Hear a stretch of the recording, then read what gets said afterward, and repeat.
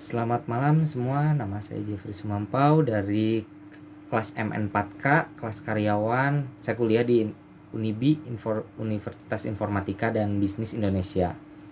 Video ini saya buat untuk memenuhi UAS mata kuliah Komunikasi dan Negosiasi Bisnis. Nah, di sini saya akan membahas tentang satu produk dari satu PT yang cukup terkenal, dan PT ini juga sudah mengeluarkan banyak produk yang mungkin kita nggak asing gitu dengar produk-produk dari PT tersebut. Nah, beberapa menit ke depan saya akan menjelaskan tentang satu produk ini, dan PT-nya adalah PT Mayora Indah Tbk, dan produk yang akan saya bahas adalah produk Le Mineral. Langsung kita mulai. Nah, saya akan membahas tentang produk Le Mineral. Nah, Le Mineral ini adalah sebuah merek air minum yang cukup terkenal di Indonesia ya. Kita mungkin sering tahu dan mungkin kita mengkonsumsinya juga. Nah, produk ini tuh berasal dari produksi oleh PT Tirta Fresindo Jaya yang merupakan anak buah perusahaan Mayora Indah yang bergerak di bidang beverage gitu. Banyak juga produk yang dikeluarkan oleh PT ini. Contohnya teh pucuk, Kopiko 78 dan Ki Guava, mungkin kita sudah dengar ya. Nah, Le Mineral ini pun hadir untuk melayani kebutuhan konsumen sejak tahun 2015. Pabrik Le Mineral pun sudah banyak dan sudah menyebar gitu di berbagai daerah di Indonesia.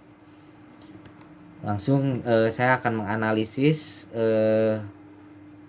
produk ini, dan saya memakai metode 4P: product, price, place, dan promotion. Yang untuk pertama saya akan menjelaskan tentang produk. Nah, jelas sekali dan mungkin saya udah bilang dari awal, produk yang akan saya bahas yaitu produk dari Le Mineral. Kenapa produk ini penting? Karena produk ada sesuatu yang ditawarkan di pasar dan mendapatkan perhatian, permintaan, dan konsumsi yang dapat memenuhi keinginan dan kebutuhan setiap konsumen gitu yang ada di Indonesia. Karena produk pun juga nggak berupa barang saja, tapi jasa pun bisa menjadi produk yang kita jual gitu. Yang kedua, saya akan membahas tentang price, harga. Nah, penentuan harga pun sangat mempengaruhi keberhasilan dan kesuksesan produk. Dalam bauran pemasaran, harga pun merupakan bagian yang terpenting karena mempengaruhi pemasaran dari suatu produk, yang mempengaruhi pemasaran suatu produk. Nah, produk Le Mineral ini menentukan harga yang sesuai dengan kemampuan masyarakat. Yang ketiga, place, tempat. Nah, pemilihan lokasi pun adalah bentuk dari strategi yang akan mempengaruhi keberhasilan suatu produk dalam sebuah usaha. Nah, produk dari Le Mineral ini mungkin kita sudah tahu ya, sudah beredar di seluruh Indonesia sejak 2015, dan sekarang pun sudah ada di toko-toko atau warung-warung kecil. Nah, yang keempat ada promotion. Promotion itu promosi. Nah, kegiatan promosi yang Le Mineral selama ini lakukan yaitu dengan cara membuat iklan. Mungkin kita sering lihat iklan-iklannya di TV, di YouTube pun ada iklan tentang Le Mineral. Nah, yang kedua ini saya akan menganalisis pelanggan. Analisis pelanggan ini saya bagi jadi 3: segmentasi, targeting, dan positioning. Yang pertama, segmenting. Segmenting ini pembagian dan pengelompokan kondisi pasar yang heterogen menjadi homogen dengan berbagai karakteristik. Hal-hal yang mendasari segmentasi tersebut adalah geografis, demografis, psikografis, dan perilaku konsumen itu sendiri. Yang kedua, targeting. Targeting ini cakupan dari Le Mineralnya cukup luas ya. Target dari Le Mineral ini sendiri cukup banyak dan cukup luas di Indonesia. Tidak mengenal kondisi geografis maupun status sosial, karena kebutuhan air di Indonesia, air bersih di Indonesia untuk minum merupakan kebutuhan paling penting utama setiap orang di berbagai penjuru daerah. Yang ketiga, positioning. Sebagai pelopor produk air minum dalam kemasan di Indonesia, Le Mineral merupakan market leadernya. Data-data yang menyangkut Le Mineral sebagai market leader dapat dilihat di berbagai lembaga survei, dan penghargaannya pun sudah ada dan menjadi bahan acuan. Yang ketiga, saya akan menganalisis lingkungan. Analisis lingkungan ini adalah proses yang digunakan perencana-perencana strategi untuk memantau lingkungan itu dan menentukan peluang atau ancamannya.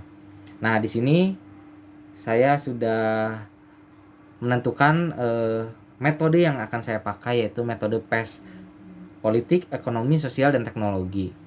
Nah, di politik sendiri, Undang-Undang Perlindungan Alam, adanya UU Perlindungan Alam maka akan menjadikan kendala bagi lem mineral karena air yang diproduksi berasal dari alam ya. Sudah ada undang-undangnya juga dan sudah ditaati. Dan kedua, ekonomi.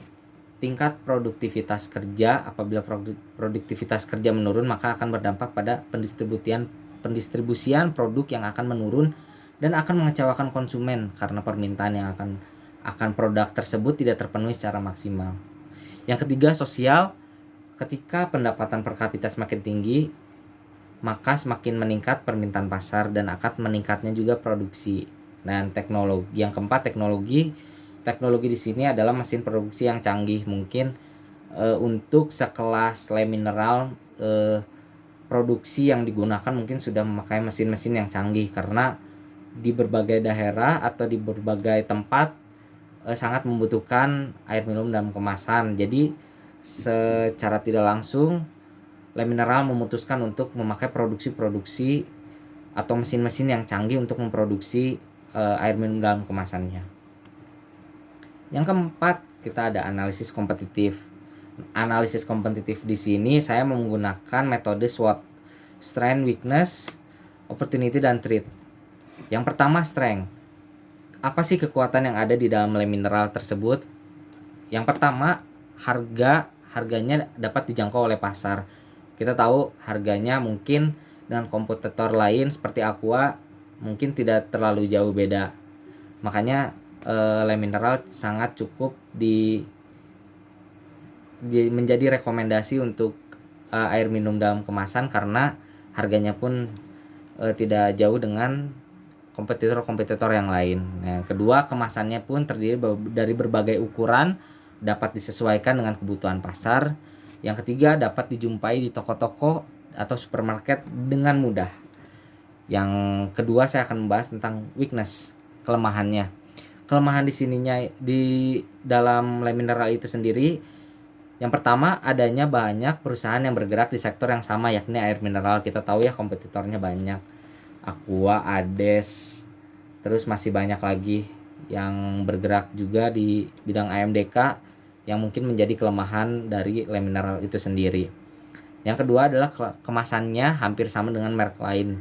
Kita lihat mungkin dari bentuk, dari ukuran dan segala macam, banyak kompetitor yang tidak jauh beda gitu untuk dari ukuran, dari kemasannya itu sendiri, mungkin mereka masih sama, nggak jauh beda. Yang ketiga, opportunity atau kesempatan. Nah, di sini ada yang pertama, adanya peluang untuk masuk pasar internasional karena perkembangannya maju terus. Jadi lem mineral ini punya sekali kesempatan untuk masuk ke pasar internasional karena perkembangan yang dirasakan di Indonesia itu semakin hari semakin maju. Nah, yang kedua ada adanya kemampuan untuk bersaing dengan merek lain karena kualitas yang semakin tinggi. Ya, kita tahu lem mineral itu hampir sama dengan kompetitornya yaitu Aqua. Jadi kemampuan untuk bersaing dengan merek lain dan kita berani karena kualitas yang dikeluarkan oleh lem mineral ini sendiri pun meningkat gitu, semakin meningkat, setiap tahun semakin meningkat. Terus ada threat, ancaman.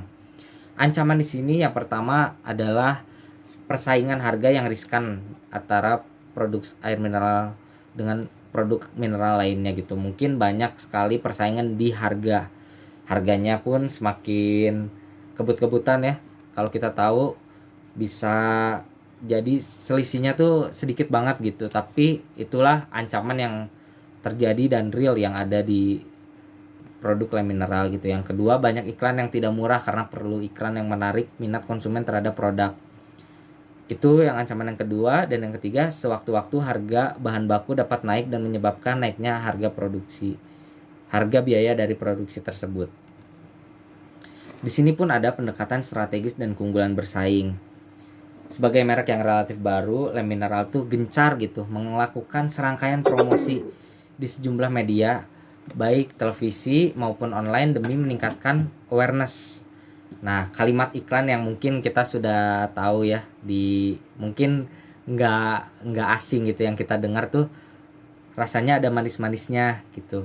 Itu satu slogan yang mungkin dikeluarkan oleh Le Mineral.